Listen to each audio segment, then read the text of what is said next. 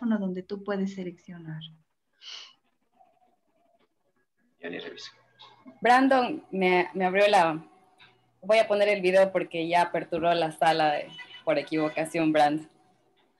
Ya. Buena suerte, doctores. Muchas gracias, Osman.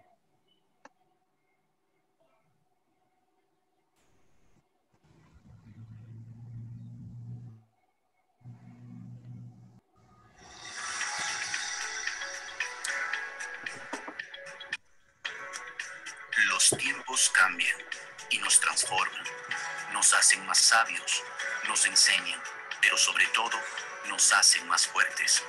50 años de historia, protagonizada por jóvenes emprendedores y decididos, íntegros, innovadores y creativos, formados con valores y principios. Funcionarios comprometidos y dispuestos al servicio de 15.063 estudiantes que se forman como profesionales de excelencia en la matriz, sedes, extensiones y centros de apoyo de la Cato.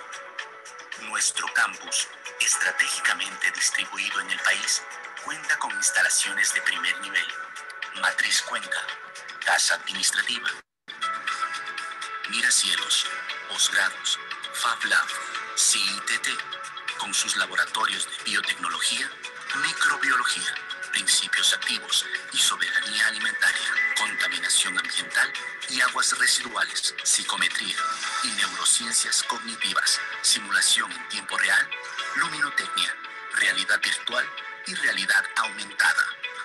Sedes, Azogues y Matas, extensiones, Cañar y La Troncal, centros de apoyo, Quito, Tena, Zamora, oficinas en Loja y Machala. Para la excelencia en la formación académica de los estudiantes a través de sus prácticas preprofesionales, la universidad cuenta con el Hospital General Universitario Católico, Laboratorio Clínico, clínicas odontológicas, medios de comunicación, Ondas Cañaris y Academia TV. En su editorial universitaria, Edúnica produce libros en todo el proceso editorial, desde la recepción, la diagramación, el diseño, la impresión y la socialización de las obras. La clínica veterinaria ofrece servicios en las áreas de clínica, hospitalización, diagnóstico por imagen y laboratorio clínico. En la apuesta por la internacionalización, la Universidad Católica de Cuenca ha suscrito decenas de convenios internacionales vigentes con países como España, Japón, Perú, Colombia, México. Estos acuerdos permiten que estudiantes y docentes tengan la oportunidad de realizar movilidades a diferentes universidades del mundo, así como recibir estudiantes extranjeros que deseen ser parte de nuestra universidad. Para atender la solución de los problemas y necesidades de la comunidad, la oferta de grado apunta a 25 carreras y en posgrado se ofertan 24 maestrías. Contamos con 8 unidades académicas: Administración, Ciencias Agropecuarias, Educación, Artes y Humanidades, Ingeniería, Industria y Construcción, Salud y Bienestar,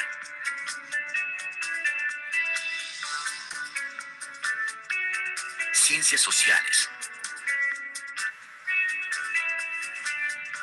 Tecnología de la Información y Comunicación, Formación Técnica y Tecnológica Superior. La investigación, la innovación, el pensamiento crítico y el desarrollo tecnológico son prioridades en la que cuenta con 9 centros de investigación y profesionales altamente capacitados, empeñados en generar aportes en favor de la colectividad, sus múltiples problemas y necesidades.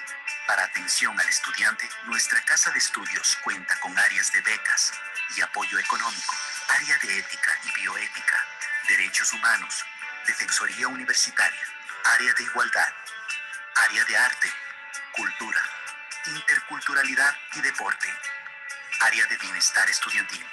En la Universidad Católica de Cuenca estamos listos para afrontar los nuevos retos de la educación. La experiencia nos permite ofertar la educación en línea en el sistema modular.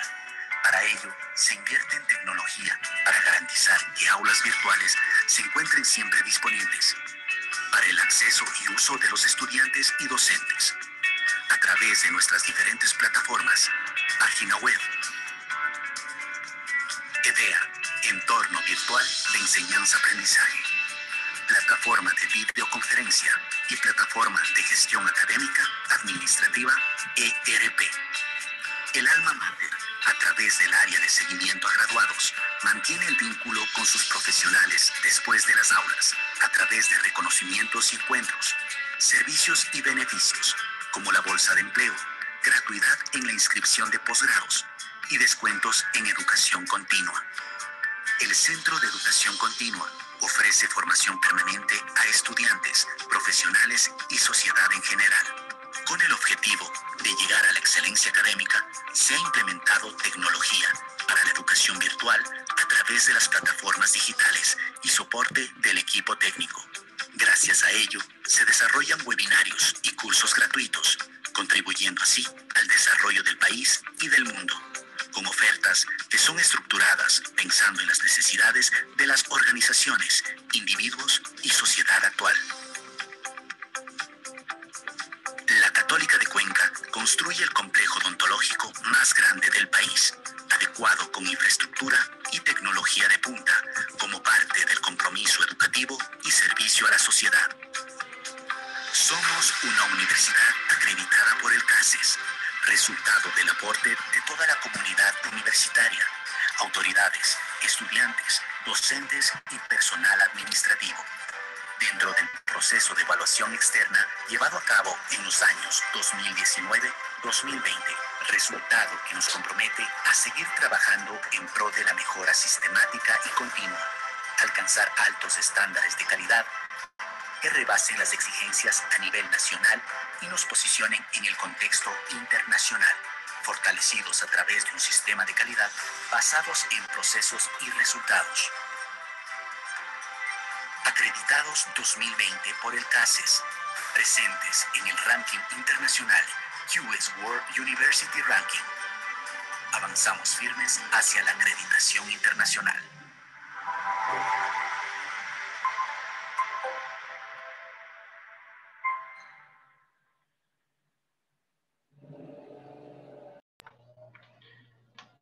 La carrera de odontología de la Unidad Académica de Salud y Bienestar, en coordinación con el Centro de Educación Continua de la Universidad Católica de Cuenca, les da la más cordial bienvenida a las jornadas académicas de odontología comunitaria y actualizaciones.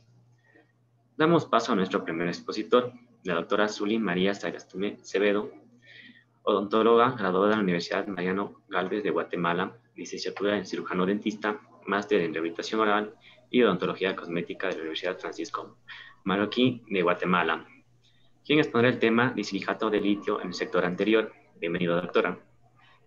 Buenas tardes, mucho gusto a todos, es un honor estar acá.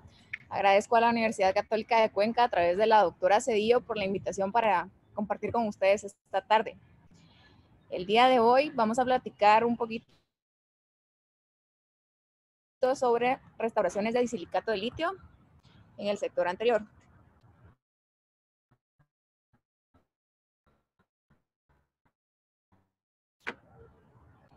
Comenzar, quisiera compartir esta frase que me gusta mucho, ya que desde 1956, Burwell nos dice que la mitad de las cosas que nosotros aprendemos no van a ser correctas dentro de 5 años. Lamentablemente, nosotros no sabemos qué mitad es la que sí seguirá siendo adecuada para nuestra práctica. Es por ello que quise iniciar invitándolos a que siempre realicen su práctica a través de odontología basada en la evidencia, ya que esta va a ser la única que nos va a dar un uso explícito, juicioso y a conciencia de la mejor evidencia actual, ya que va a provenir de investigaciones actuales de salud para tomar una adecuada decisión respecto al cuidado de los pacientes individuales. Entrando un poquito ya en nuestro tema principal, quisiera recordar que la estética es subjetivo. ¿Por qué este es un término que depende mucho del medio sociocultural en el que nosotros nos desenvolvamos. Sin embargo, en nuestro medio no cabe duda que hablar de restauraciones estéticas implica hablar de restauraciones sin metal.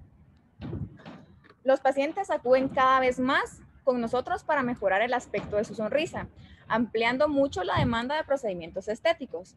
Es por ello que es responsabilidad de nosotros como odontólogos ofrecer distintas técnicas para que el paciente elija un tratamiento óptimo, el cual va a estar orientado en la conservación de los tejidos dentales en todos los aspectos. A manera de introducción, quisiera comentarles por qué elegí este tema para compartir con ustedes. Porque este me parece que es un tema con lo que nosotros comenzamos a tener relación desde los primeros años en los que nosotros estamos en la carrera. Sin embargo, poco a poco como que lo vamos entendiendo porque es un tema muy amplio y muy complejo.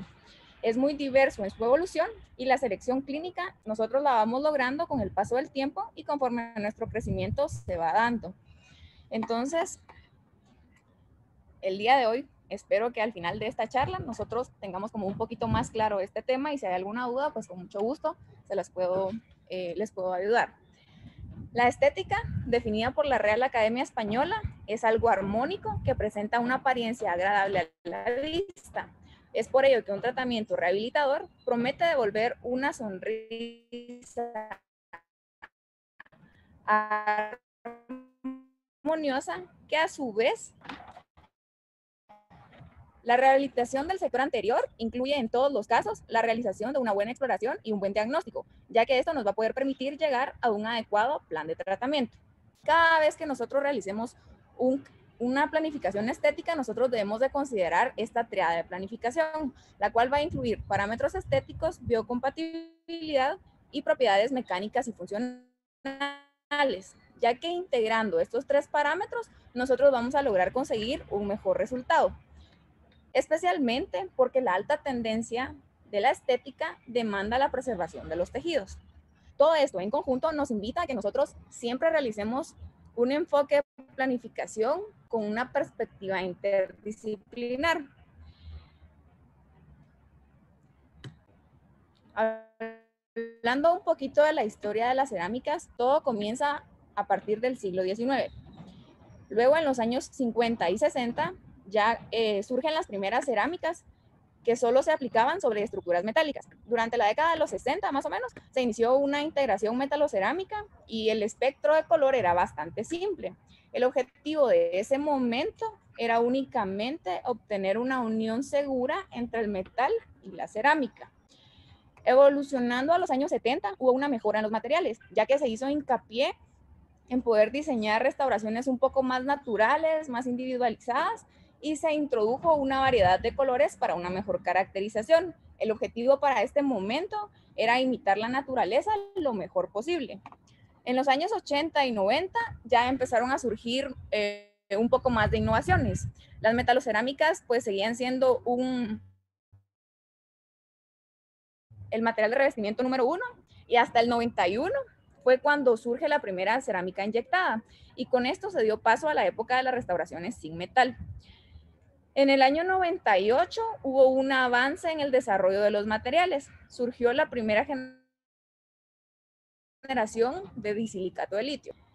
A partir del 2000 al 2015, ya la parte de inyección, fresado y cerámica cada vez era como un poco más monolítica, pero requería un poco más de tratamiento de parte del laboratorio para lograr restauraciones más naturales. Los sistemas cerámicos siempre van a considerarse una innovación pionera en nuestro ámbito, pues desde que llegaron al mercado han brindado adecuadas propiedades como una mirada al futuro. Este seguirá siempre siendo un material fascinante, aunque las metalocerámicas en algún momento van a tener ciertas indicaciones y nosotros las vamos a necesitar, cada vez más las porcelanas van a brindar mejores resultados ópticos, lo cual va a hacer que sigan siendo materiales cada vez mucho mejor y elegidos en nuestras prácticas. Comparando un poquito los metales con la cerámica, me surge a mí la versatilidad de las cerámicas. Pensando un poquito compartir con ustedes que las coronas metalocerámicas han sido consideradas durante décadas como el procedimiento de elección, ya que a los 10 años tienen en promedio un éxito del 95.6%. Sin embargo, el uso de sistemas totalmente cerámicos para las restauraciones de dientes en el sector anterior es de preferencia en la actualidad, porque este nos permite una combinación de propiedades estéticas y mecánicas, además de la biocompatibilidad y de la posibilidad que ofrecen estos materiales de minimizar la preparación dental. La sensibilidad de la técnica obliga a que nosotros conozcamos las características y las indicaciones para elegir de una forma apropiada en cuanto a las condiciones del paciente. Entonces podemos ver cómo en este caso necesitábamos una mayor cantidad de espacio por la cantidad de estructura remanente que nosotros teníamos que remover para la colocación de estas coronas, y podemos ver cómo las preparaciones son un poco más agresivas. Sin embargo, los resultados son mucho mejores, especialmente si recordamos la diapositiva donde está la triada de la planificación de restauraciones estéticas, ¿verdad? Vemos que la biocompatibilidad de este material con nuestros tejidos es mucho más positiva que las restauraciones ceramometálicas. En este otro caso vemos cómo hay restauraciones deficientes, líneas de fractura, caries, y con restauraciones de disilicato de litio logramos mucha armonía, restauraciones bastante naturales, y devolvemos esa confianza al paciente que se ha perdido por todos los aspectos con los que anteriormente contaba. Las restauraciones cerámicas ofrecen excelentes características ópticas al unirse con la estructura dentaria, ya que los sistemas cerámicos involucran la combinación entre el núcleo y el material de recubrimiento con diferentes grosores y translucidez. Pero ¿cuál es el verdadero éxito? El verdadero éxito de las restauraciones estéticas es la combinación de las condiciones clínicas que dependen netamente del paciente y los factores rehabilitadores que dependen del odontólogo. Dentro de las condiciones clínicas, nosotros podemos hacer énfasis en la consideración del estado actual referente a muñones, restauraciones antiguas, piezas vitales, piezas no vitales y el tipo de restauración a colocar. Y referente al clínico, mencionar la integración clínica y literaria y la habilidad del mismo. El día de hoy vamos a hablar de factores netamente rehabilitadores. Y para conocer el éxito, nosotros debemos de conocer un poquito del fracaso. El fracaso de nuestras restauraciones va a ser protésico en un 60%, periodontal en un 32% y endodóntico en un 10%. De nuestro interés el día de hoy, pues todos son de interés, pero el día de hoy es el protésico, ¿verdad? Y este está netamente relacionado con la ausencia de remanente coronario. Y endodónticamente hablando, pueden ser de dos tipos, de causa no endodóntica y de causa endodóntica. Entiéndase que en este apartado podemos encontrar inadecuadas obturaciones, filtración o fracturas coronales, conductos accesorios infectados, reabsorción radicular. Protésicamente hablando, el efecto de férula es un collar gingival que se extiende tan lejos como el asiento gingival lo permite y rodea completamente el perímetro cervical del diente. Es una extensión de la corona que tendrá un efecto de abrazadera y previene la fractura de la raíz. Entonces, según el glosario de términos prostodónticos, es esa banda que, como ya mencioné, rodea el diente en los 360 grados en altura y ancho de entre 1.5 y 2 milímetros. Esta proviene del latín 33. Clínicamente nosotros lo vamos a encontrar o podemos identificarlo cuando ya hicimos la preparación dental. Podemos ver cómo en este caso nuestro efecto de férula está netamente demarcado por estas líneas y cómo hay ausencia de efecto de férula en estas fotografías. ¿Cuál es la importancia del efecto de férula según Sitzmann? La importancia es que este nos va a dar más o menos la relación de éxito, ¿verdad? Entonces, en esta tabla de Sitzmann podemos encontrar los pronósticos, en donde es favorable cuando nosotros contamos con el 50% de soporte óseo y cuando no hay invasión del espacio biológico, y así netamente va decreciendo en los siguientes pronósticos. Y quise poner esta tabla para que ustedes nunca olviden que el efecto de férula es parte de nuestro éxito. A manera de recordatorio, las cerámicas son un material inorgánico de tipo no metálico que está formado por compuestos naturales, la arcilla, el feldespato, el sílice, el caolín, el cuarzo. Se obtiene por la acción de alta temperatura formando objetos sólidos y deriva del vocablo griego queramos, que significa tierra quemada. Desde el 2009, Eirefect ya nos mencionaba la demanda de los pacientes por restauraciones estéticamente agradables. Y todo esto impulsó la búsqueda de diferentes materiales con propiedades ópticas mejoradas que fueran utilizadas en este tipo de casos de los que hemos venido hablando. Para entender un poquito las cerámicas, esta es la clasificación mucho compartir porque es de entender. La clasificación de las cerámicas se da según el porcentaje de fase vítrea y fase cristalina. Entendemos que una cerámica feldespática tiene una mayor cantidad de vidrio y una menor de cristales. Una vitrocerámica, como el disilicato de litio, tiene una misma cantidad de vidrio y cristales, y los óxidos tienen una mayor cantidad de cristales y una menor cantidad de vidrio. Otra clasificación mucho más fácil es dividir a las cerámicas según su composición en sílice, que estas son cerámicas que ofrecen alta translucidez, excelentes resultados estéticos y están asociados a una menor resistencia a la tracción. Y las cerámicas en base a óxidos, que estas sí cuentan con un núcleo opaco de alta resistencia, pero la estética únicamente la logramos a través de la estratificación de la porcelana. Hablando un poquito de las fases de la cerámica, encontramos que la fase cristalina tiene en un 12 a un 22% de cuarzo. Este es uno de los minerales más difundidos que hay en la Tierra. Es transparente, incoloro, brillante, es duro, tiene un elevado punto de fusión, es estable químicamente y se utiliza como relleno, dándole estabilidad a todas las masas. Y en la fase vítrea podemos encontrar un porcentaje mayor de feldespato, que es el silicato de aluminio, entre un 75 a un 85%. Tiene como, obviamente, principal componente del vidrio, sirve como una matriz o un sostén y da la translucidez a la mezcla. También encontramos kaolín en un 3 a un 5%, el cual es silicato de aluminio hidratado, que es el que nos permite la plasticidad de la porcelana, facilita la mezcla ya que mantiene la forma, tiene un efecto opacificante hasta más o menos un 10% y puede reaccionar con el feldespato dándole rigidez. Y en una menor cantidad los óxidos metálicos, que son los encargados de los colores, en un 1%. Entonces, concluyendo la clasificación de las cerámicas, podemos decir que podemos dividirlas en 4, según su composición química, también por su forma de presentación, por su proceso de fabricación y por su temperatura de fusión. A continuación vamos a hablar de las cerámicas por su composición, que como ya mencionamos son silicatos y óxidos.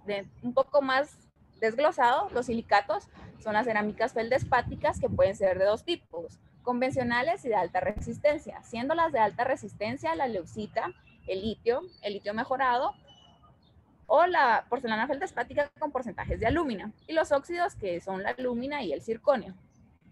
Por su presentación podemos encontrarla en la versión polvo, pastillas presinterizadas o bloques presinterizados. Las cerámicas, por su proceso de elaboración, pueden clasificarse según el sinterizado, utilizando en laboratorio la técnica de Muñoz refractario, y la presentación comercial del polvo, la inyección a través de la técnica de cera perdida, y comercialmente la encontramos como pastillas presinterizadas, y el fresado a través de la técnica de CAD/CAM, para lo cual necesitamos bloques presinterizados. ¿Cómo podemos combinar todas estas técnicas? Pues sabemos que, por ejemplo, para la realización de algo nosotros podemos inyectar la cofia y podemos hacer la integración de porcelana de fluorapatita de alta estética con la técnica de la estratificación. Por su temperatura de fusión, las porcelanas pueden clasificarse como alta, media, baja y muy baja, siendo la alta los bloques de circonio, la media las pastillas de litio, la baja los polvos de fluorapatita y la muy baja los polvos de glaze. ¿Cuál es la variabilidad del sistema? Es que esto presenta una excelente estética y que garantiza las restauraciones con buenas propiedades ópticas, ya que está todo el tiempo presente la translucidez y la fluorescencia.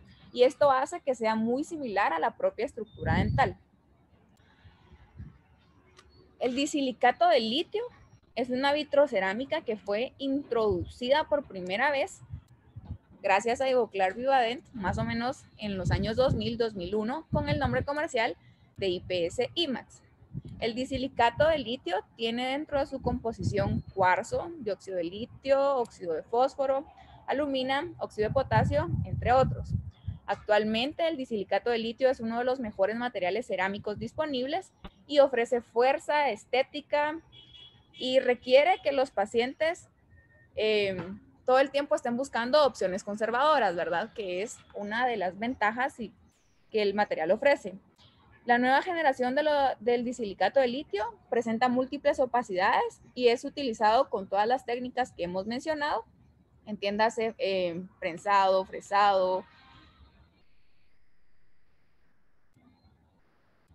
Comercialmente la podemos encontrar como pastillas para inyección, que podemos encontrar el IMAXpress, que es cerámica vítrea de disilicato de litio, el CIRPress, que es cerámica vítrea de fluorapatito, bloques CAD-CAM, que es el IMAXCAD, del cual corresponde a la cerámica vítrea de disilicato de litio, el CIRCAD, que es el óxido de circonio altamente resistente, y el polvo, que es la cerámica de estratificación de nanofluorapatita, que es utilizada como material de certificación y permite la caracterización de cualquiera de los componentes del sistema.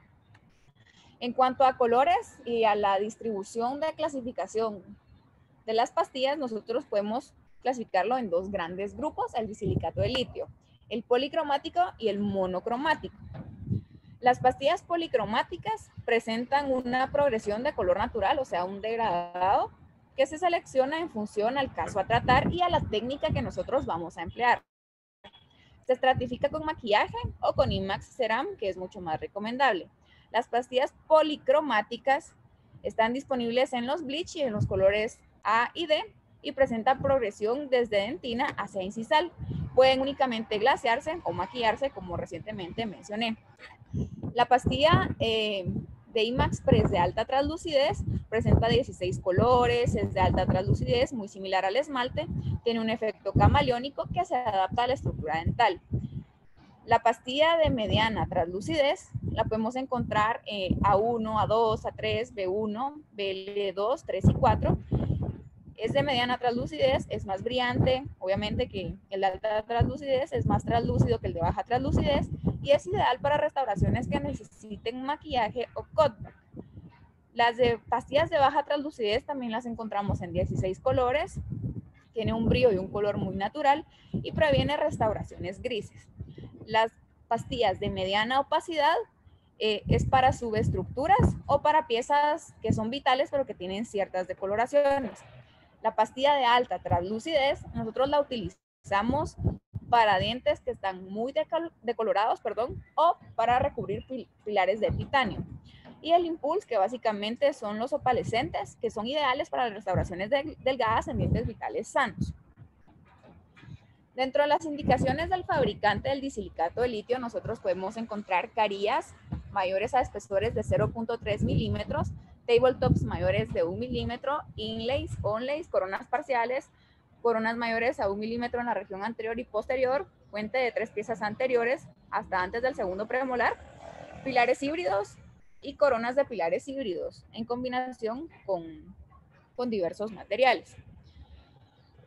La evolución de Empress 1 a Empress 2 nos permitió un refuerzo en los cristales de disilicato de litio y es por eso que actualmente es mucho más resistente. El IPS IMAX está reforzado solo con cristales de disilicato de litio y mejora la transparencia y la translucidez, lo cual permite un aumento en la estética. La resistencia a la fractura obviamente es mayor que el Empress 1 debido a que hay una mayor homogeneidad de la fase cristalina. Sobre esta cerámica se puede también aplicar feldespatos y estéticamente pues va a cubrir todas nuestras necesidades. El disilicato de litio en cuanto a resistencia sabemos que cuenta hasta con 400 megapascales. Y en cuanto a la fuerza máxima incisal relatada por la literatura, encontramos que tiene entre 90 a 370 newtons. Clavijo menciona en el 2017 que cada paciente comprende sus propias exigencias y tiene sus propios objetivos. Es por eso que aunque nosotros ya manejemos los materiales y los conozcamos de una forma bastante peculiar, no debemos olvidar que cada caso pues no es una receta de cocina y que necesita que nosotros nos dediquemos a estudiarlo netamente para saber qué es lo que realmente nosotros vamos a necesitar y qué es lo que vamos a prometer al paciente en cuanto a resultado. Las restauraciones estéticas podemos dividirlas en dos grandes grupos, que son las restauraciones de cobertura total y las de cobertura parcial. Las restauraciones de cobertura parcial, son las carillas y son una capa de material de color dental natural que se aplica a un diente para restaurar defectos localizados o intrínsecos. Estas tienen como ventaja que tienen preparaciones no invasivas y las hacen muy atractivas hacia los pacientes. Dentro de sus indicaciones principales está corregir dientes permanentemente manchados, contribuye a la desensibilización de piezas extremadamente sensibles, refuerza dientes fracturados que no pasan el tipo 3, piezas con presencia de grietas, mejoras estéticas en cuanto a forma o tamaño, alguna corrección de alineación que sea mínima. Dentro de sus contraindicaciones, pues sabemos que se encuentran las mordidas borde a borde, mordidas cruzadas, maloclusiones graves, excesiva carga durante la función. Tampoco se recomiendan en pacientes que tienen todas las oclusiones inestables, una inadecuada higiene oral, cuando hay una desmineralización dentaria o una fluorosis muy marcada. El éxito de estas restauraciones permanecen en boca a los 5 años con un éxito del 87% y a partir de los 10 años este ya decrece a un 75%. Para determinar la permanencia a largo plazo y el éxito de este tipo de restauraciones, se debe tener en cuenta factores como edad, género del paciente, la técnica de fabricación, pero el fracaso también puede estar asociado a cambios en las condiciones de adhesión o variaciones en la fuerza de la carga oclusal. Otro de los factores que también está asociado con el fracaso son las fracturas, la microfiltración y la decementación. Las restauraciones de cobertura total dentro de sus indicaciones, pues es para proteger las estructuras dentales debilitadas, para restaurar el diente a funcionar, para mejorar o restaurar la estética y para usar como un retenedor de un puente fijo. La planificación de un caso estético nos invita a que nosotros analicemos la ubicación, el tipo de restauración, el color dental remanente, el color final deseado, la cantidad de remanente dental y el diseño de la línea de terminación. La elección del sistema cerámico toma en cuenta la fortaleza y la longevidad, la habilidad de mimetizar, la versatilidad y el manejo clínico. Es importante que nosotros realicemos un mock-up, la cual es una técnica demostrativa y reversible que permite al paciente visualizar los resultados finales. Es la maqueta que nos permite transferir de un modelo de yeso a la boca del paciente a través de un material bisacrílico. Existen situaciones en las que esta herramienta diagnóstica nos ayuda a valorar todo desde un punto de vista estético y funcional, ya que permite validar la planificación correcta de nuestro encerado. Esta herramienta también nos ayuda a comunicarnos tanto con el técnico de laboratorio como con el paciente y nosotros podemos considerar en todo momento las limitaciones de nuestro caso. La función no se consigue un buen resultado estético si no se tiene en cuenta el aspecto de la guía anterior. Y recuerden que la función siempre precede a la estética. Este es un artículo que nos habla un poquito del éxito de las restauraciones en el tiempo. En este artículo tenían como propósito hacer un estudio retrospectivo, el cual consistía en evaluar la tasa de falla de las restauraciones de disilicato de litio. Para ello, ellos estudiaron 21.340 restauraciones, 15.802 eran monolíticas y estratificadas eran 5.538. Obviamente las restauraciones que fueron monolíticas tuvieron un porcentaje no significativamente más importante en falla que el estratificado, era bastante similar para concluir que en 5 años el éxito de las restauraciones estéticas empezaba a restauraciones parciales hasta el 75%. Y varios estudios que también en sus conclusiones nos muestran que en 5 años el 95% de éxito sí está prometido para nuestros pacientes. Hablando un poquito de la cementación de las restauraciones estéticas, esta se da en base a la presencia de la proporción de las fases, tanto vítrea como cristalina, en las cuales la fase vítrea debemos hacer una preparación de la fase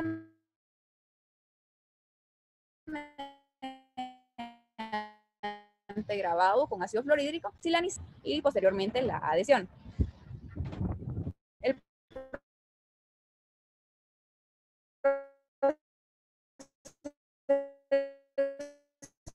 cementación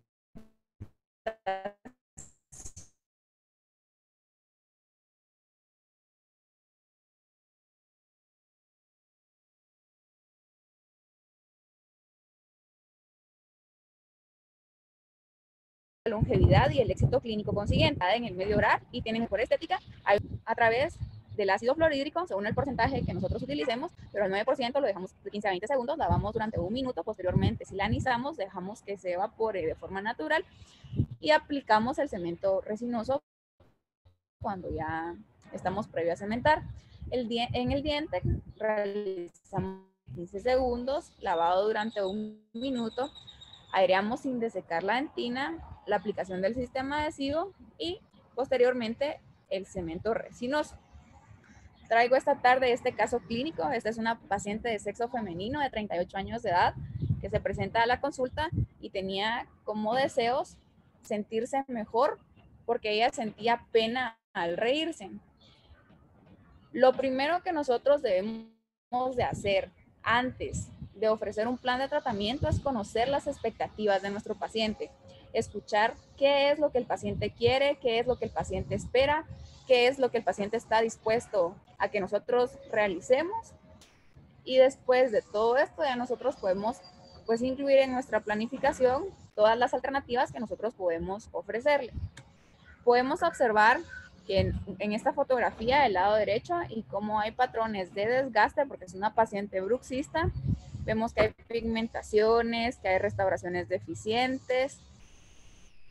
Del lado izquierdo pues encontramos el mismo escenario, una restauración metalocerámica a nivel de la primera premolar superior izquierda y frontalmente este era nuestro escenario.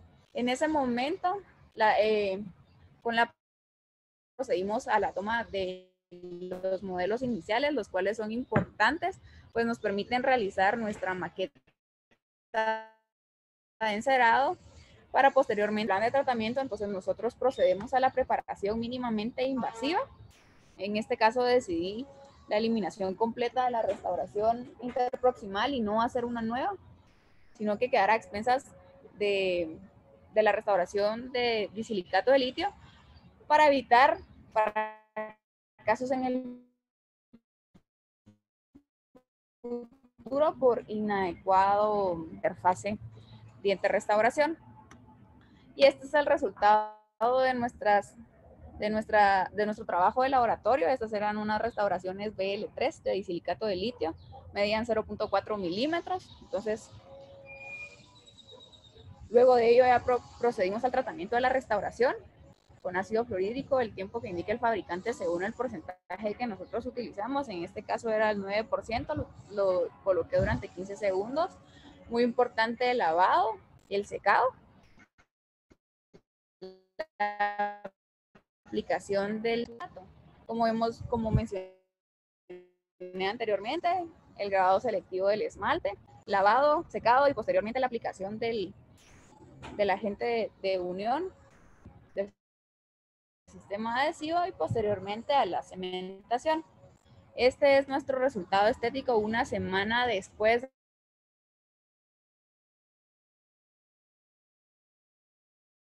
haber cementado. Podemos ver como eliminación de los excesos de cemento durante este momento para evitar toda inflamación y cualquier alteración de nuestro resultado estético. Podemos ver en estas fotografías el antes y el después del caso. ¿Cuáles son las ventajas del disilicato de litio? Que permite la reproducción bastante natural, es de fácil uso, la cementación sí es un poco delicada, pero la adaptación es bastante adecuada. En conclusión, el disilicato de litio es un sistema muy versátil, además de convertirse actualmente en una excelente alternativa como método de restauración, tanto estética como funcionalmente, consigue una excelente armonía entre la sonrisa del paciente y la estética de la restauración. Para alcanzar la función y la estética en una rehabilitación es necesario un enfoque integral, en el cual se realiza un amplio análisis del diagnóstico y las condiciones previas del paciente para la adecuada selección de las técnicas restauradoras.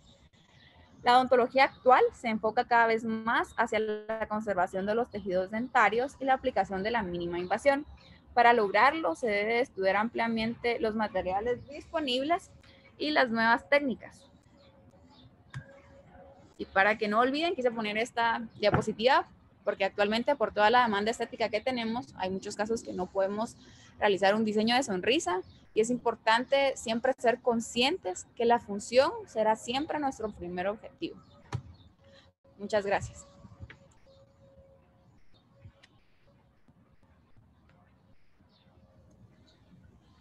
En este momento se abre lo que es el foro de preguntas que se hayan formulado en el chat.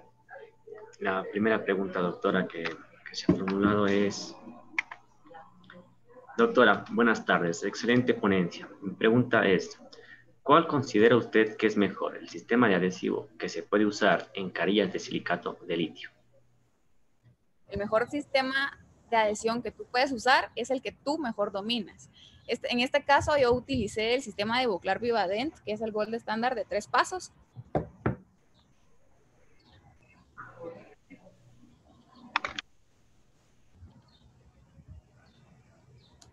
La siguiente pregunta es: buenas tardes, doctora. Una excelente ponencia. Buenas tardes. Excelente ponencia. Mi pregunta es: ¿qué sistema de adhesivos se recomienda usar, siendo que los adhesivos 2 y 3 pasos son más efectivos? Se recomienda utilizar el sistema adhesivo de 3 pasos. Este es el gold estándar y todas las evaluaciones que nosotros podemos leer en los artículos científicos demuestran que tienen una mejor supervivencia y un mejor resultado a largo plazo. Depende también mucho del sustrato que nosotros vamos a tratar, ¿verdad? Pero el gold estándar siempre va a ser el 3 pasos. Otra pregunta, doctora. ¿Es mejor el disilicato de litio que el de circonio? Por adhesión y estética, sí. Pero por función en el sector posterior, promete mejores resultados el circonio al ser un material mucho más resistente.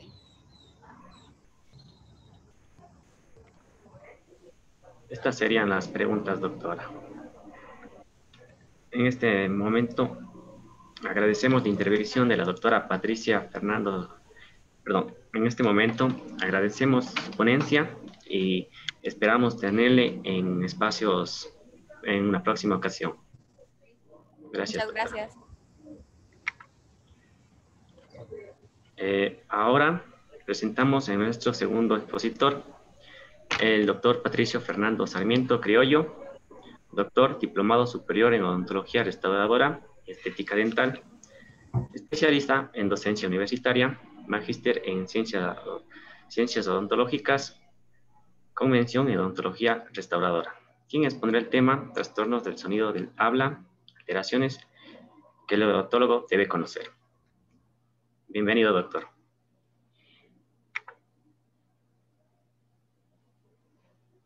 Doctora, no sé si puede dejar de compartir la pantalla, por favor.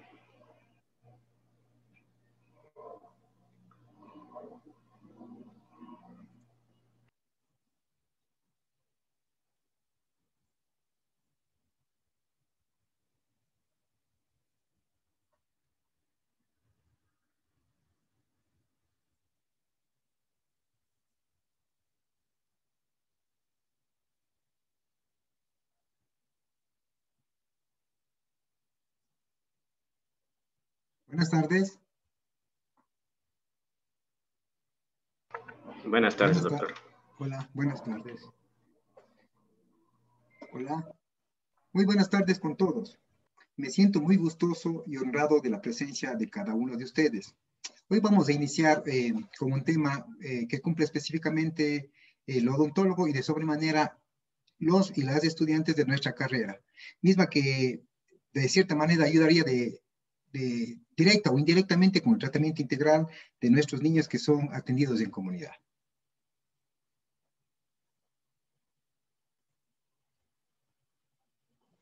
Vamos a hablar hoy de los trastornos de sonidos del habla, alteraciones que el odontólogo debe conocer.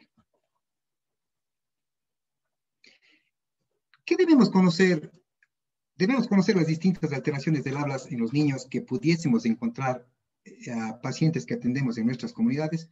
Es la pregunta que siempre nosotros nos hemos hecho. Muchas veces hemos ido a comunidades y nos centramos exclusivamente en brindar atención dental, enfocándonos única y exclusivamente en los dientes. Pero hoy queremos incorporar otra visión, otra trayectoria para que de ahora en adelante, si con la supervisión de todos los tutores, hagamos la integración de la odontología con la fonoaudiología o logopedia. Como ustedes saben, la vinculación con la sociedad tiene como objetivo desarrollar y ejecutar proyectos que permiten potenciar conocimientos de nuestros estudiantes, sobre todo que atribuyan o que contribuyan a ser factores de cambio dentro de nuestra sociedad. En nuestra Universidad Católica de Cuenca tenemos ciertos proyectos, uno de ellos UDIPSAI, hoy legal y verdaderamente transformado ya en un centro de estudios que se encarga básicamente del diagnóstico e investigación psicopedagógica y de apoyo a la inclusión. UDIPSAI brinda un servicio educativo especializado en evaluación psicopedagógica a estudiantes que presentan necesidades educativas especiales asociadas a la discapacidad de educación inicial, básica, bachillerato y superior, facilitando de esta manera la inclusión. Usualmente nosotros cuando asistimos a nuestras comunidades nos centramos en la atención dental. No vemos más que dientes, encías y muy poco conocemos o hacemos estudios de la asociación de estos distintos órganos. Como les dije, nosotros nos centramos directamente en la atención dental. En odontología preventiva, en odontología netamente preventiva, restauradora y promoción y fomento de salud y consumo de alimentos. ¿Cuál es nuestro objetivo? ¿O qué me he propuesto yo como objetivo? Situar a los trastornos del sonido del habla o logopedia como parte fundamental del conocimiento en la formación de cada uno de los estudiantes de la carrera de odontología que acuden a las distintas comunidades por parte del Departamento de Vinculación. Como todos nosotros sabemos, la cavidad bucal es una estructura en la cual en forma conjunta se llevan a cabo múltiples funciones de nuestro organismo, como son la primera fase de la digestión, la deglución, masticación, articulación y fonación. La evaluación de las estructuras del habla involucra varios parámetros, entre los que podemos mencionar la forma, el tamaño, la movilidad, posición, integridad y en general las interrelaciones de todas las estructuras de la cavidad bucal y de otras partes importantes del aparato fonoarticular.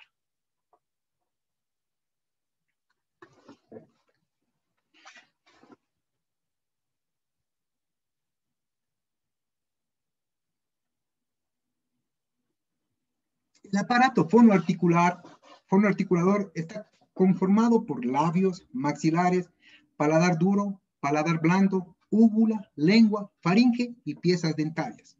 Esta conjunción de órganos se encarga de generar los distintos fonemas y cualquier distorsión y alteración de estos puede producir fonemas distintos que no son bien interpretados por el receptor. Vamos con los trastornos del sonido del habla. No es más que la alteración en la producción articulatoria de los sonidos y el uso funcional de los segmentos contrastivos de un idioma que afecta la inteligibilidad del habla en diferentes grados y puede ser diagnosticado en las distintas etapas de la vida. Entiéndase por inteligibilidad del habla la claridad con la que una persona se expresa de modo que su habla sea bien comprendida por su interlocutor. Hoy en la actualidad conocemos, en nuestro medio se lo conoce como fonoaudiología, pero desde el 2005 en adelante, tanto en América Latina como en Europa, se lo conoce más como trastornos del sonido del habla. En nuestro medio aún lo conocemos como fonoaudiológico. La definición esbozada de los trastornos de los sonidos del habla o logopedia tienen una significativa importancia para el clínico, que lo único que busca es adecuar lo más que se pueda la emisión de los sonidos del habla a los estándares socialmente aceptados. La logopedia, ciencia encargada de la prevención, evaluación, diagnóstico y recuperación integral de los trastornos de la comunicación humana. Esta es una disciplina única que trabaja con personas de todas las edades, que sufren problemas muy variados, sobre todo en el lenguaje, retrasos, tartamudez, discapacidad auditiva, autismo, accidentes neurocerebrales, discapacidad intelectual, problemas de voz, entre otros. El logopeda o fonoaudiólogo se encarga de realizar la prevención, detección, evaluación, diagnóstico, tratamiento o intervención de los problemas de voz, habla, lenguaje oral y escrito, audición, comunicación y funciones orales asociadas, dígase, respiración, masticación y deglución, mediante técnicas terapéuticas propias de su disciplina. Ahora bien, ¿qué entendemos por voz?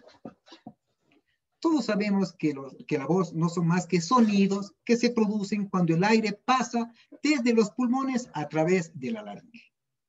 En la laringe se encuentran las cuerdas vocales, que son dos bandas musculares que vibran para emitir los sonidos. Un mal uso de la voz y hábitos inadecuados pueden provocar disfonías, así como nódulos, pólipos o edemas. ¿Qué problemas tenemos al hablar? ¿O qué problemas encontramos cuando hay interlocución con pacientes de corta edad? Generalmente, o lo que más prevalece son las dislarias, que son alteraciones en la articulación de sonidos. Las disartrías, trastornos en la programación motora del habla. Y las disfemias, trastornos en la fluidez verbal y el ritmo. Problemas de deglución. Todos conocemos lo que es la deglución. Es un acto complejo que involucra boca, faringe, esófago, en la que intervienen nervios y músculos. Cualquier alteración motriz o sensorial puede causar dificultad para deglutir y por ende trastornos en su alimentación. Es función del fonoaudiólogo o logopeda evaluar los procesos de deglución, sobre todo en las etapas oral y faríngea, la movilidad, sensibilidad y el tono de la musculatura orofacial. Disfagias, dificultad o molestias al deglutir, que suelen ser muy comunes en pacientes con ciertas alteraciones en de maloclusión o interposición lingual o frenillos cortos.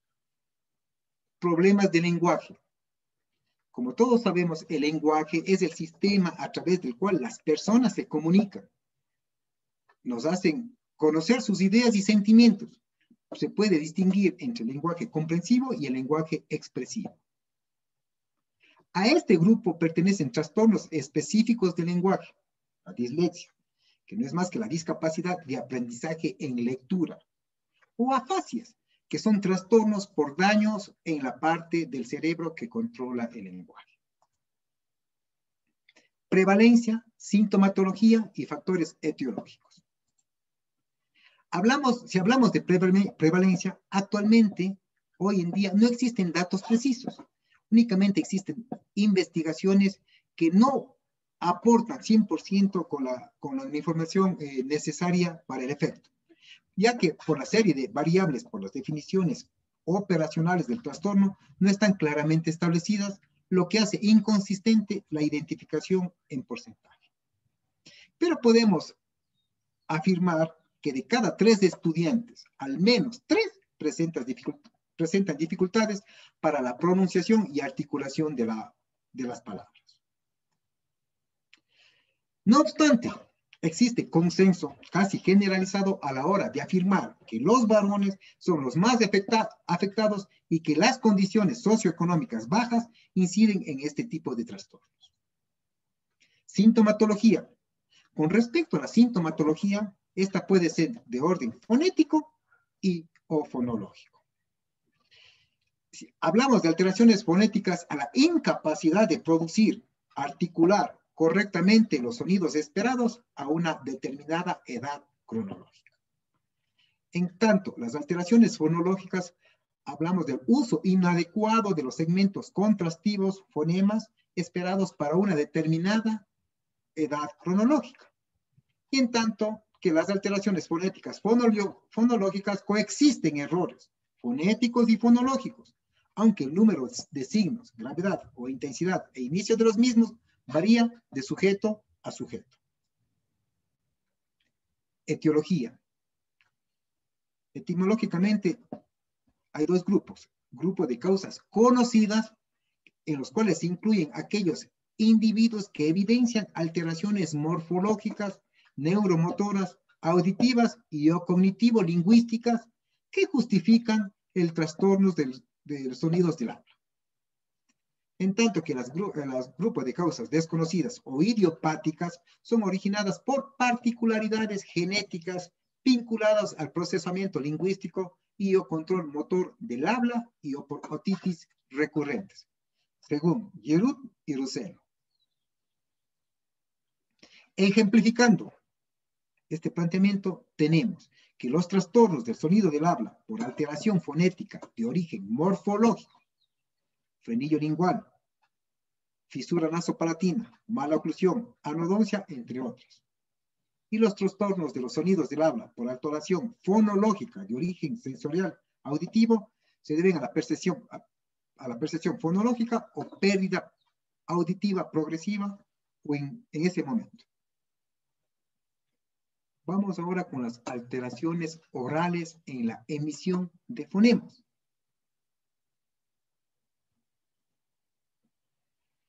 Las alteraciones orales que trastornan el habla la podemos clasificar por maloclusiones, interposición lingual, pérdida de piezas dentales a temprana edad, frenillo lingual corto, respiración bucal, bruxismo y dolor de la ATM. ¿Qué son las maloclusiones? Todos sabemos lo que son maloclusiones, pero que están directa o indirectamente relacionadas con problemas en el habla. Los problemas del habla se encuentran tanto en personas con maloclusiones dentales como las que no tienen una oclusión normal. Por otro lado, puede haber personas con maloclusión sin desarrollo de trastornos del habla. La mayoría de la literatura indica o postula que existe una relación entre maloclusión y trastornos del habla, siendo la anomalía más asociada a esto la mordida abierta. La interposición lingual corresponde a movimientos inadecuados de la lengua y o de otras estructuras durante la fase vocal y faringolaringea de la deglución.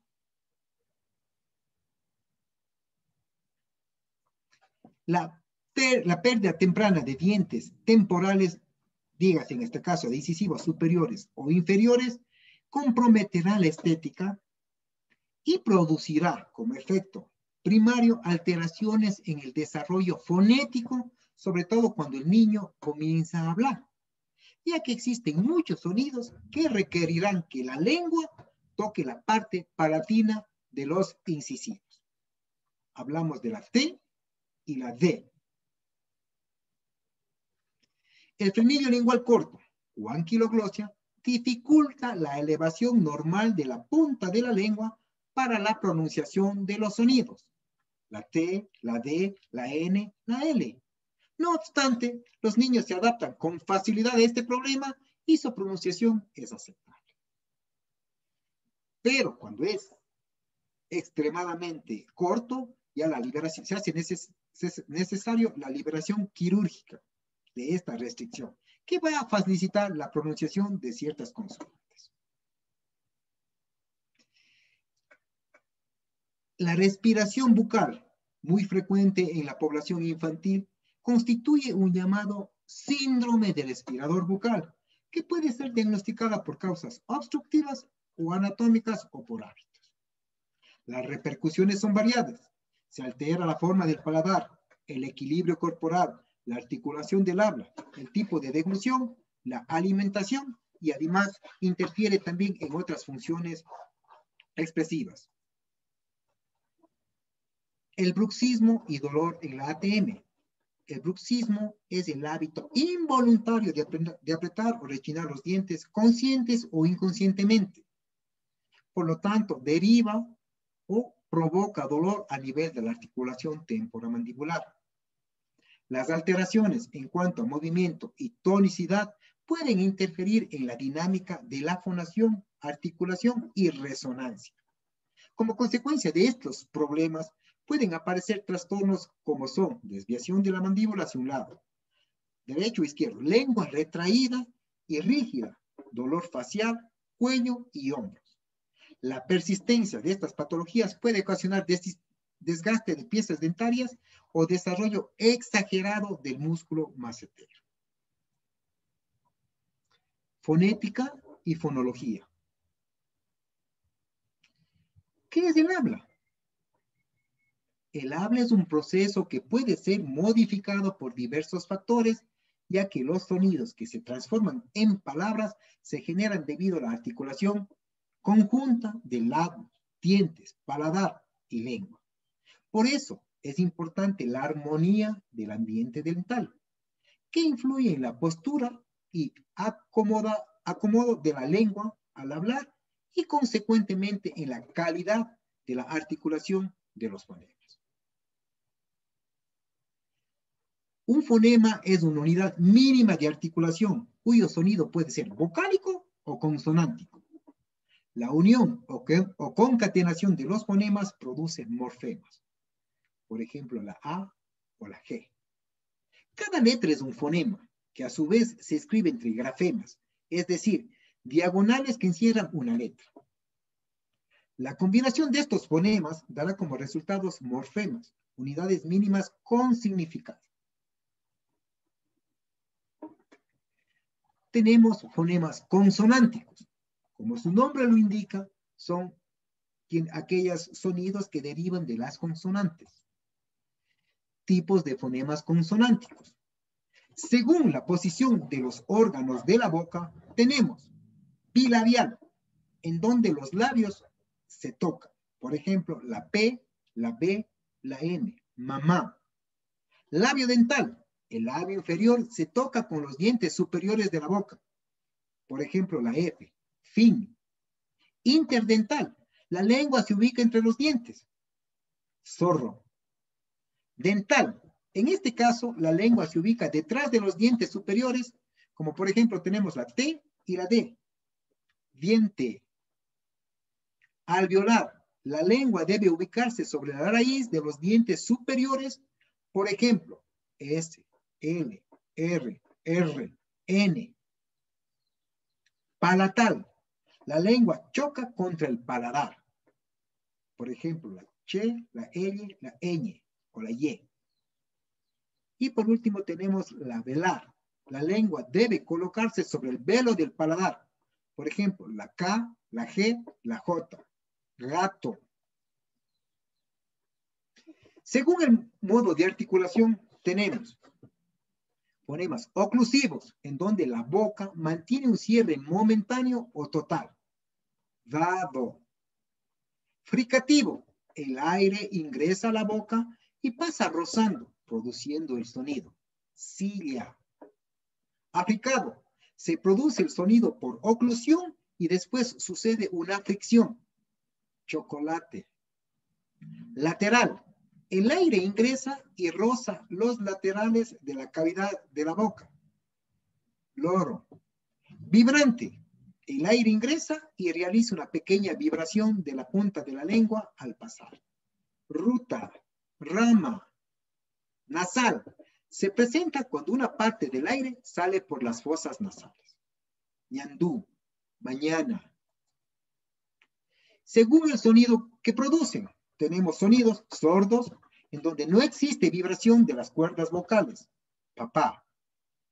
Sonoro, en donde el sonido se produce por la vibración de las cuerdas vocales. Boca.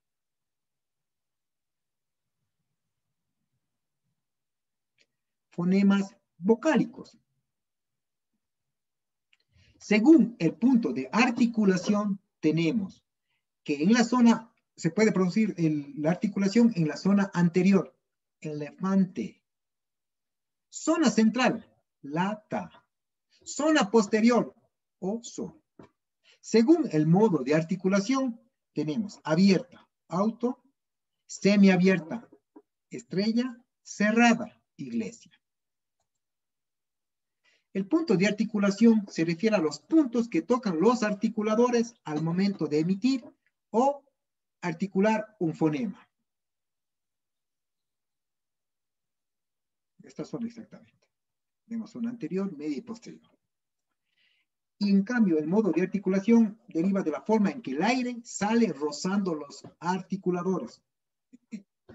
Acción de las cuerdas vocales durante la fonación. Estas a su vez pueden vibrar o no.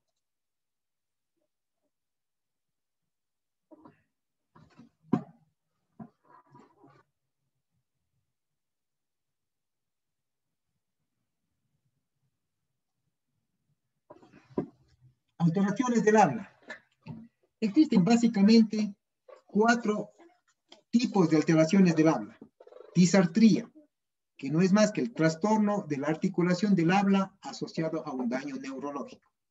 Disfemia, trastornos del ritmo y fluidez del habla. Disglosia,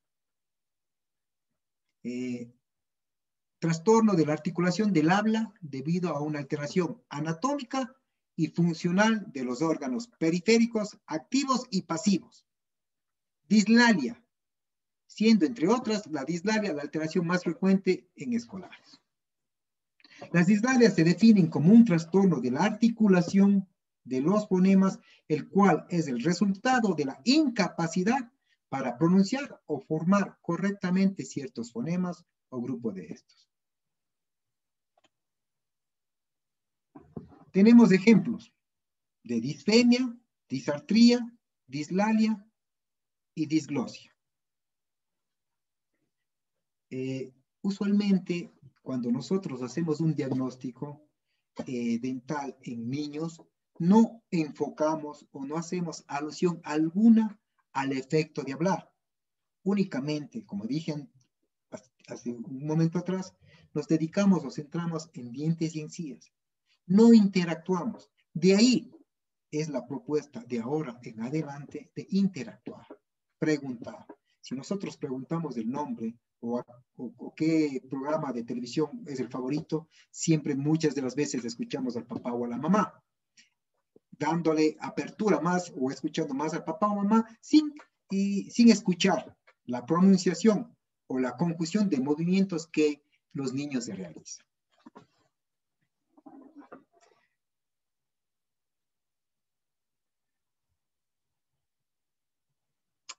Clasificación de las etiologías, clasificación etiológica de las dislalias.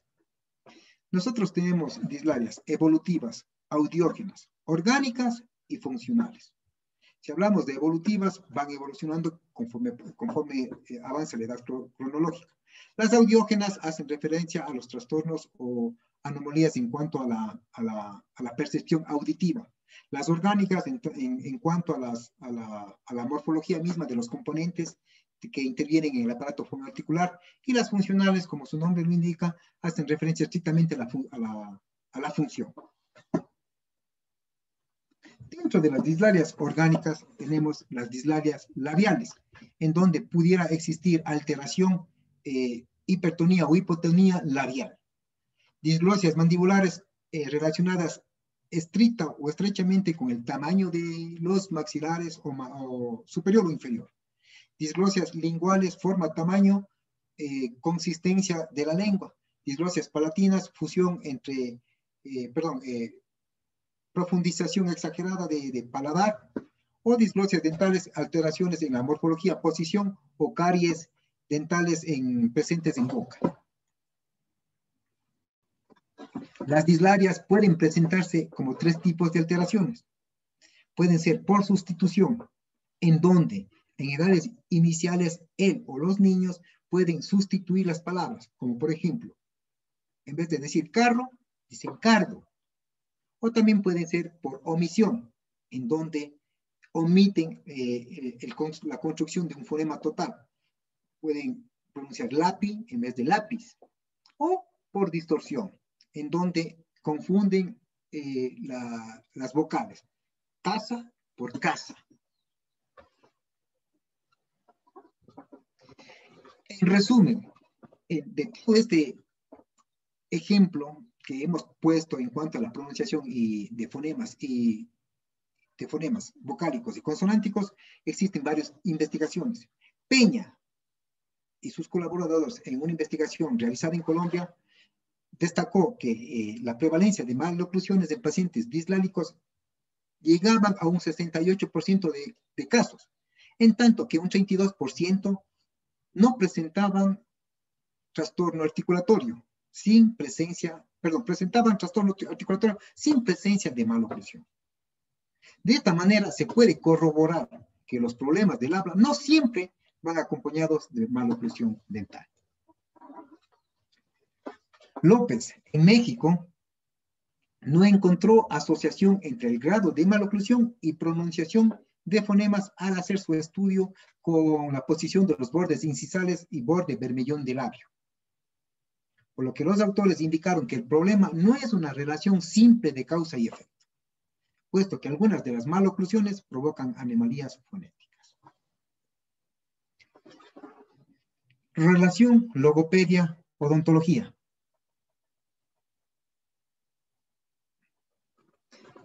Conjuntamente con un grupo de estudiantes ya graduados de nuestra facultad, hemos realizado una revisión de un artículo, Odontología y Logopedia, su relación en la actualidad, en donde ponemos énfasis en la pronunciación y el estudio y la relación que debe hacerse conjuntamente con los fonoaudiólogos, en donde se debe trabajar de manera conjunta, no aislada. Es decir, el tratamiento que recibe el niño por cualquier alteración en la emisión de sonidos, no solo se va a encargar el fonoaudiólogo, también va a intervenir el odontólogo, existiendo una asociación de conocimientos para llegar a un punto común que es la total rehabilitación integral del lenguaje expresivo de nuestros niños. Otro estudio habla de la perspectiva que tiene el odontólogo sobre la necesidad de unir la logopedia a la práctica clínica, en donde el objetivo principal era analizar la perspectiva de los odontólogos generales y especialistas sobre la necesidad de unir la logopedia a la práctica odontológica, dando como resultado que la tasa de respuesta del 100% de los encuestados considera importante unir la logopedia a la práctica clínica. Otro artículo habla de la necesidad de un trabajo integrado entre odontólogos y fonoaudiólogos. Integrado llamamos a trabajar en conjunto, no por separado. La evaluación, el diagnóstico, la interacción conjunta de fonoaudiólogo, odontólogo y paciente en un mismo momento. De esta forma, mediante la redistribución de los roles profesionales y el cambio de la conciencia ciudadana, se podrá hablar realmente de trabajo en equipo para lograr una salud oral integral, enmarcada en una visión holística del sistema estomatognático. Contemplación que abarca desde el desarrollo oromotor, la prevención de hábitos orales nocivos, corrección de los diferentes procesos que afectan la salud estomatognática, hasta la planeación, organización, promoción y la aplicación de estrategias educativas a la comunidad. Franklin Sozanibar, fonoaudiólogo muy reconocido peruano, escritor de muchos textos, propone un diagnóstico conjunto o el examen clínico conjunto del fonoaudiólogo y el odontólogo, no únicamente, no por separado, ya que resulta que el fonoaudiólogo estudia todo lo que compete a su carrera, pero desconoce mucho, como se ve aquí, de los labios como tal, composición, esquema, la musculatura, la inervación, al igual que la articulación temporomandibular, lengua. Todo esto es campo netamente odontológico. La función lo hace o lo estudia el fonoaudiólogo. Pero si nosotros fusionamos estos dos conceptos, y estas dos miradas o visiones, podíamos llegar a un entendimiento mucho más global, facilitando y mejorando la calidad de atención a cada uno de nuestros pacientes. En otros países, dígase España, se brindan ya servicios de logopedia y odontología, o de odontología y logopedia. Desconozco si en la ciudad en la que estamos, Cuenca, o en nuestro país, se brinden este servicio fusionado de manera conjunta. No lo sé. ¿Cómo podemos ayudar a nuestros niños a aprender un lenguaje?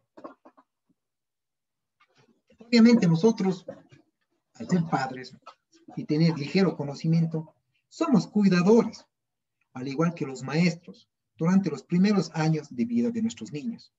Los niños aprenderán a escuchar a otros cuando hablan y al practicar, incluso cuando son bebés, se van a dar cuenta cuando otras personas repiten los sonidos que hacen y responden a ellos. Si nosotros no estimulamos, no hablamos, el niño va a tener un retraso, un retardo en su aprendizaje sensorial. Las habilidades cerebrales y de lenguaje de los niños se fortalecen si escuchan muchas más palabras diferentes. Los padres pueden ayudar a sus hijos a aprender de muchas maneras. Dígase, al responder a los primeros sonidos, gorjeos y gestos que hace el bebé. Repetir lo que el niño dice y agregar palabras. Al hablar sobre las cosas que el niño ve. Al hacer preguntas y escuchar respuestas. Al mirar o leer libros. Al contar cuentos. Al cantar canciones y hacer mucho más. Ejercicios de lenguaje. Ups. Tenía un video que no sé si es que se colocó o no. Creo que no. Si me dan un momento, quisiera colocarles este ejercicio.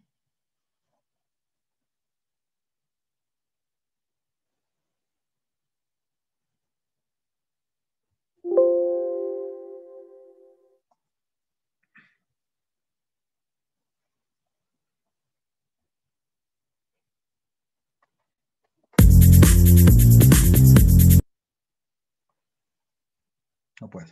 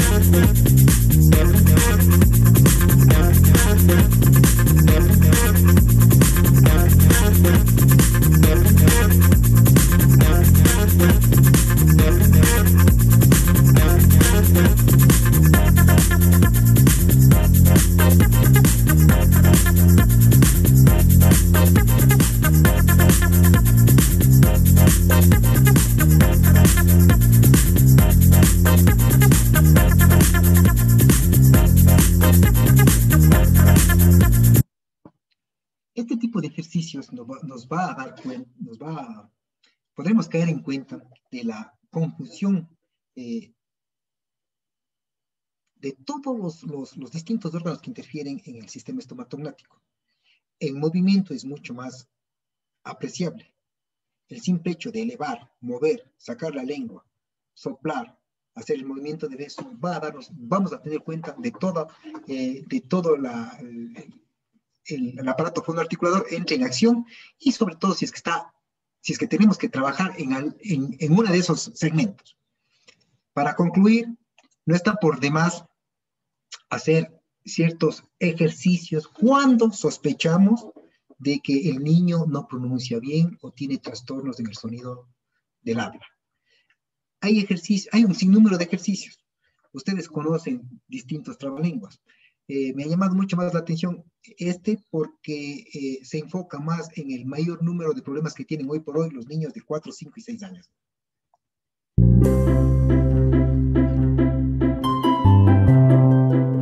El dragón tragó carbón y quedó panzón. Quedó panzón el dragón por tragar carbón. Ay, qué dragón tan dragón. Ahora tú. El dragón tragó carbón y quedó panzón. Quedó panzón el dragón por tragar carbón. Ay, qué dragón tan dragón. Una vez más. El dragón tragó carbón y quedó panzón.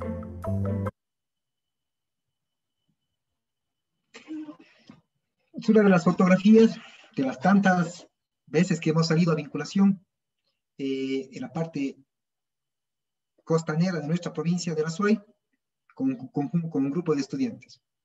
Lugar alejado, no digo olvidado, pero sí alejado por cada uno de los habitantes de esta comunidad. Es difícil llegar y tener acceso a tratamiento fonoaudiológico. Por ende, nosotros como odontólogos siempre estamos en contacto con niños. Se hace esta propuesta para situar a los trastornos de los sonidos del habla y la logopedia de una manera conjunta e integrar al equipo fonoaudiológico a nuestras campañas de vinculación. Termino con esta frase. Muchas gracias.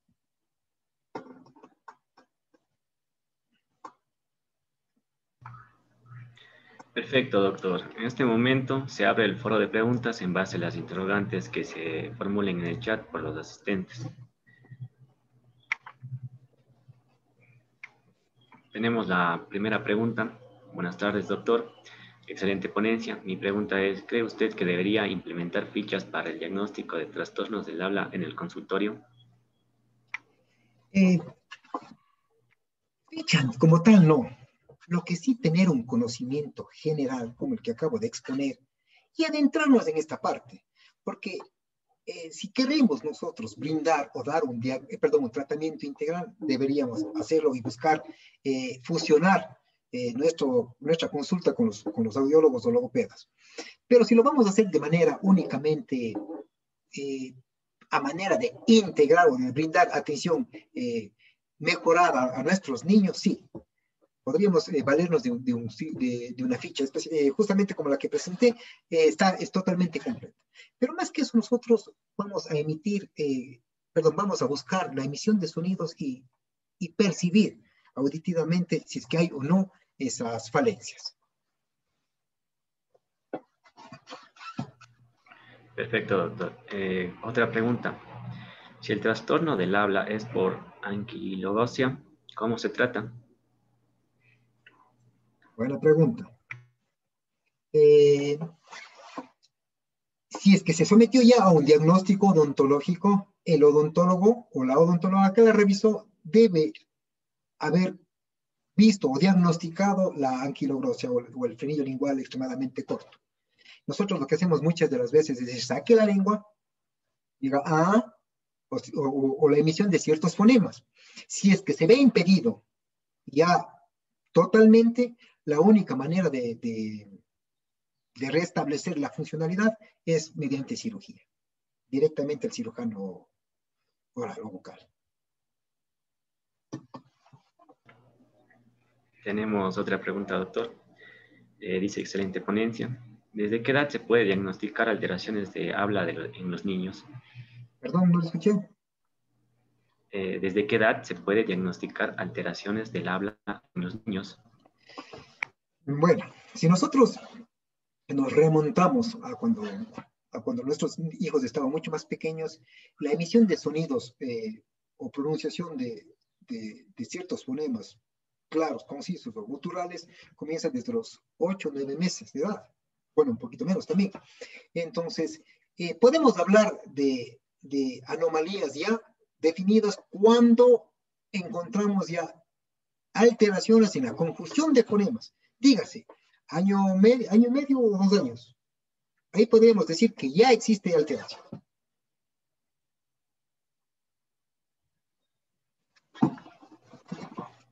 Tenemos otra pregunta, doctor. Dice, buenas tardes, soy estudiante de fonología. ¿Cómo la praxias estimula el lenguaje? ¿Cómo la práctica estimula el lenguaje? Obviamente, si nosotros, con la observación de los últimos videos, le pedimos a nuestros niños que haga ese tipo de movimientos, vamos a hacer o ejecutar o planear que todos los músculos peribucales de nuestros niños o infantes tengan un solo accionar, que actúen de manera armónica y conjunta. Y obviamente, si nosotros comenzamos a platicar con ellos de manera acorde a cada edad cronológica, vamos siempre a estar intentando enseñar cierto tipo de palabras nuevas que poco a poco él va a ir pronunciando de manera adecuada. La intercomunicación papá, maestro o cuidador con el niño va a dar éxito, bastante éxito en la correcta formación del lenguaje. Perfecto, doctor. Tenemos otra pregunta. Dice, en el caso de tener un paciente con trastornos del habla, ¿cuál es la conducta que debería tomar el odontólogo? Bueno, primeramente, ahí sí, como acabamos de ver, los trastornos del habla son varios, pero eso digo, si es que nosotros ya queremos adentrarnos en ese campo, la interdisciplinaridad con el fonoaudiólogo va a ser de mucha ayuda, porque el diagnóstico efectivo y selectivo lo hace el fonoaudiólogo o el logopeda. Nosotros somos los remisores e interactuamos en la mejora del habla, porque quien se encarga del diagnóstico de los trastornos del lenguaje netamente es el fonoaudiólogo. Nosotros nos encargamos de la parte motriz, motor y neural de lo que forma el aparato fonoauricular, articular, perdón. Tenemos unos saludos también que le han mandado, Doc, de Estefanía Córdoba. Excelente ponencia, nos menciona. Muchas gracias, señorita Córdoba. Otro, Eduardo Bacasella dice, gracias, doctor, con la ponencia nos ayudó a concientizarnos y darnos cuenta que nuestra profesión va más allá que solo del diagnóstico de la cavidad oral. Eso, justamente eso es lo que queremos. Voy a retomar las palabras que siempre recuerdo de un maestro mío, que la vida no es solo dientes, tenemos que ver un poquito más allá, como seres humanos, como profesionales del área de la salud. Muchas gracias. Tenemos de Ariana Peralta. Doc, ¿considera un déficit en la atención en niños y su estudio fonológico por el sistema de la salud? obviamente, el niño que no tiene la atención suficiente, el niño que es de cierta manera abandonado por su papá y su mamá, o sus abuelitos tienen que trabajar y lo dejan desamparados, digamos, así, no tiene la misma concepción y la misma integración con niños de su propiedad y con la sociedad como tal. Son retraídos, tímidos, un tanto apegados, muy apegados cuando están con su papá o con su mamá. Entonces, esa conducta no genera nuevas experiencias, no mejora la calidad del lenguaje. Tendríamos que interactuar, como decía al inicio, cuando hablamos de UDIPSAI, fomentar la evaluación psicopedagógica y psicológica de los estudiantes e incluir en el ámbito del lenguaje expresivo, oral, escrito, conductual y psicológico a la sociedad como tal. Tenemos otra pregunta, doctor. ¿Cuál es la causa más frecuente de la disraria y la distrofia? Perdón, no escuché la causa más frecuente de la... ¿Cuál es la causa más frecuente? Disartria. Sí, y la disfonía. Ajá. Bueno, si hablamos de disfonía, estamos hablando de la anulación completa de la voz.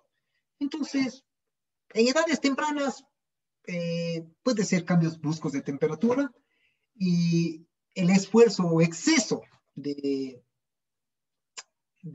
emisión de sonidos graves y agudos al mismo tiempo. Es decir, cuando pasan cantando, que cantan y quedan ronco. Y después de quedarse ronco, viene la disfonía, que ya es la no emisión de sonidos por alteración o inflamación de las cuerdas vocales.